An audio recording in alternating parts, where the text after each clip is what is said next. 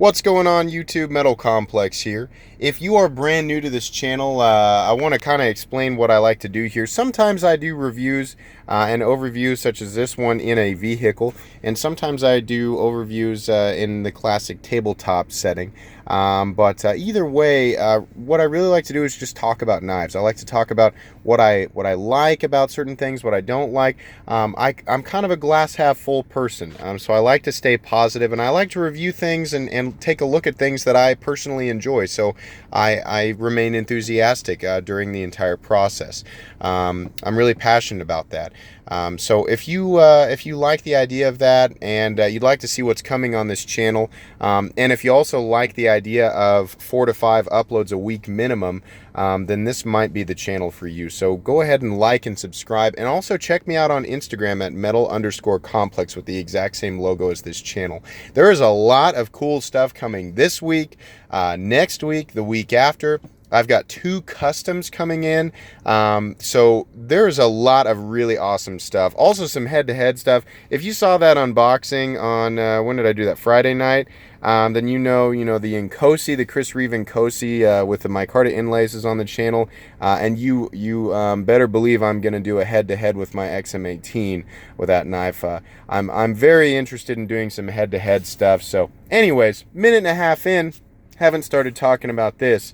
So this is the Manix 2 DLT exclusive with red G10 and CPM 20 CV steel. You can see there on the blade, absolutely beautiful. So if you are familiar with this channel or you're already subscribed, you'll know that I have a deep love for the Manix 2, and getting this knife was a no-brainer.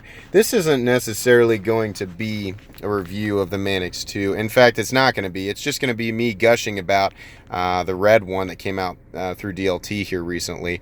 And I want to kind of talk about my experience with the Manix 2 and why I love it so much.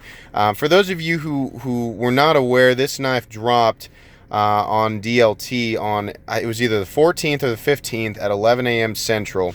There were 800 of these, and they sold in 7.5 minutes. They were gone quick, so you really had to be in there and grab them.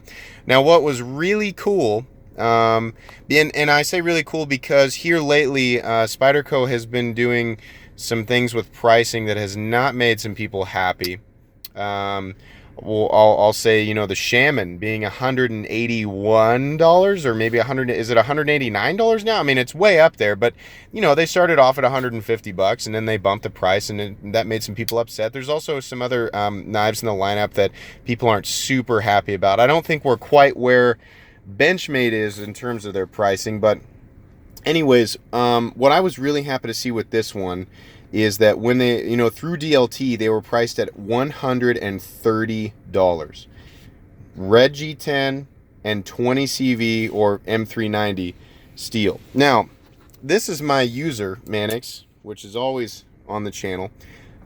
This thing has been beat on quite a bit. CPM S30V, G10, and DLC. This one, when I bought it, ran $130, $135, I think.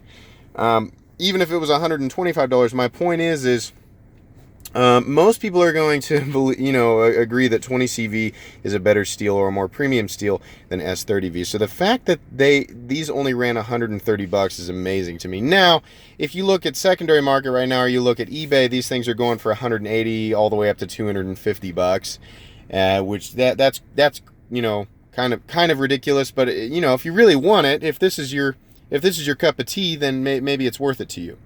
But that's pretty cool. I was really excited to see that because, where else are we seeing USA made, CPM 20 CV, G10, and really nice fit and finish. I mean that really, as far as value goes, I'm gonna go as far as to say is this might be, and there's a lot of stuff on this channel. I'm still a relatively small and relatively new channel, but I think I've got 120 videos. I don't know how many knives.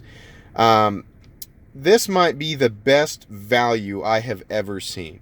And, I'm not saying that it's the least expensive good knife that's out there. There's of course, knives like the Rat and the Cut Jack and the Civivi Backlash, and there's a whole bunch. There's a whole list. What I'm saying is, as far as what you get for what you pay, and taking into considerations the design, the utility, all of that stuff, this version of the Manix 2, when it was available for that 7.5 minute period, was the best value I have ever seen.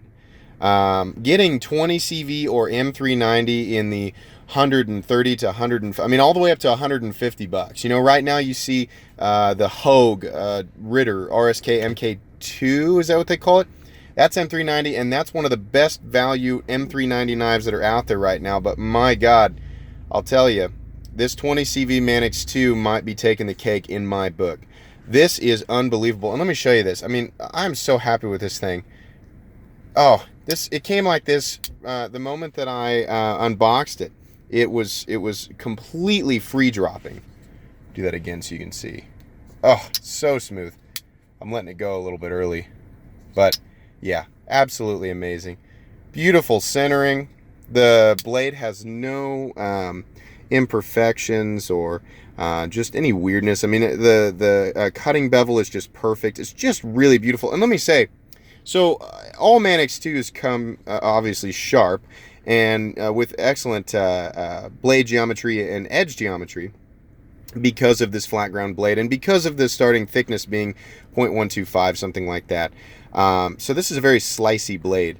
But this one in particular, something about it, those of you who like to test the edge with that thin layer of dead skin on your thumb where you sort of pull up and away from the blade so you don't cut yourself, you know what I'm talking about. This thing is bitey, but with it's like a razor blade bitey. I mean, I imagine that's 20 CV and those vanadium carbides and this being properly sharpened. I'm talking like I know what I'm talking about, just to sound cool. But truthfully, no, I'm not a professional when it comes to metallurgy or sharpening knives or anything like that. Not even edge geometry. But I can tell you that just my human instincts in testing an edge with my thumb before I cut tells me that this thing is an absolute laser beam. And that's very satisfying to me. Also, the Red G10 just looks really, really nice. Some people like Red G10, some people don't. I'm a big fan. I don't know what it is about Red G10. You know what I think it is? Back when Hinderers were a lot harder to get, which, again, if you're new to this channel, I'm a huge Hinderer fan. I think a lot of people who really like the Manix 2 are going to love the Hinderer, because if I had my XM18 here and I were to line it up facing the same way as the Manix, the choils and the handle, the primary choil, the forward choil, and just the handle overall is almost identical. It's almost a mirror image of ergonomics. So a lot of people, if you like the Manix 2 and you've never handled a Hinderer, you're going to love it for ergonomics at least. That's a different price range, but anyways, yeah, you're going to love that. But anyways, my love for Red G10, I think, came from the Hinderer XM18, and for whatever reason, when you're able to choose scale colors from retailers, red always seemed to be mysteriously missing or void from any list. And I was like, why? Why is red missing? It's not like I was specifically hunting it out, but I wanted it because it wasn't available. Anybody who's into knives knows that a lot of times our desire for things is driven by its lack of any measurable availability. Oh, I can't have it? Well, I want it. That's human nature. So the first chance I got to get a red scale, I overpaid for it on the secondary market. I think this was a while ago, but I honestly paid like $80 for it. And, a regular G10 scale brand new from Hinderer goes for $65. Anyways, it was red, and I got it. At the time, I had a non-flipper slicer, Gen 4. And I put that red scale on it, and I just loved it. It made me feel like it was something special. And ever since then, I have just absolutely loved Red G10. So the Red G10 naturally on this knife attracted me, and it's not a translucent red. It's just a red. Everything else is polished, and I'm a big fan of that because on the black you can see here the pocket clip wears a little bit. Though I'll admit it's doing pretty well as often as I use this thing. The black's gonna wear a little bit, both the liners and the pocket clip. But yeah, so the satin is nice on the liners, the screws, everything like that. Now on this version, you have milled out stainless steel liners. You can see in there skeletonized, which is the same way as it is on the Blurple S110V version of this. On this version, you have the non-milled full stainless steel liners. So you're looking at a little over 5 ounces on this guy, 5.2, something like that, and then you're looking at 4.5 roughly on the milled version of it. And then there's the lightweight version, which is like 3.5 ounces. But so the advantage is to having a full liner, which honestly I prefer. And though I do have biases towards a little bit of extra heft in my knives, I'm kind of, a lot of people are like a, you know, sub 4 ounces. The lighter the better. For me, I honestly prefer like 4.5 to 6 ounces. That's just my sweet spot. It's just my personal preference. But I do have biases towards a little bit heavier. But truthfully, on the Manix, it's just because those pockets create a situation on the milled version where gunk can get trapped in there. And on this one, it's open body. There's not little pockets for stuff to get trapped in there, and I like to be able to just sort of clean it out with a microfiber cloth or blow it out with some compressed air or something like that. On this, you're gonna get some gunk down in there. And while it still is, I mean, I'm not saying that it's not possible to blow that gunk back out. It is. It's just a little tiny bit more inconvenient. And it's something to keep in mind if you're shopping for a Manix. If you have never owned a Manix, I can tell you this. You know, right now I EDC the Shaman, but if I, you know, let's say someone said, hey, you can't have the Shaman, what are you going to EDC? I'm definitely going to EDC the Manix. The Shaman right now is only, and I say right now because I change my mind a lot. Right now, the Shaman is only beating the Manix in my head by just a little bit. And it really is going to come down to preference. The ease of manipulation on that compression lock for me and my hands and the way that the scales are shaped on the Shaman is just a little bit more convenient. Or maybe it's just a novelty right now. Maybe this is just a crush and I'll get over it. You know, who knows? Knife enthusiast users collecting were fickle, you know. So anyways, that's something to consider there as far as the liners go. But anyways, if you have not handled or used a Manix, you need to. I mean, now I'm not saying like if you don't do it, you're not an intelligent person. You know, everybody's got their preferences. But if you have been curious about the Manix too, and maybe you've handled the paramilitary too, or maybe you've never had a Spyderco and you're like, gosh, you know, this is how I came into it. Gosh, Spydercos are super ugly, but everybody likes them. So what's the deal? You know, what am I missing? What group am I not a part of? You know, I want to know what it's like. So my first Spyderco was the not the Resistance, the Resilience. My first Spyderco ever was the Resilience, and that's kind of on their budget line. But you know, the leaf-shaped blade, it was pretty big. I want to say, I can't remember if the Resilience is the really large one. I think it was larger than Manix too. But once I had that in hand and used it a little bit, and I was like, okay, I kind of get it. You know, there's this draw. There's a weird draw aesthetically because it's ugly, but I also like it. But using it, that was the big thing. Slicing through stuff, you know, this flat ground leaf shaped blade. So then my first real Spyderco that I pulled the trigger on was just like this, but it was a satin blade shape, or just like my other one, but it was a satin blade shape.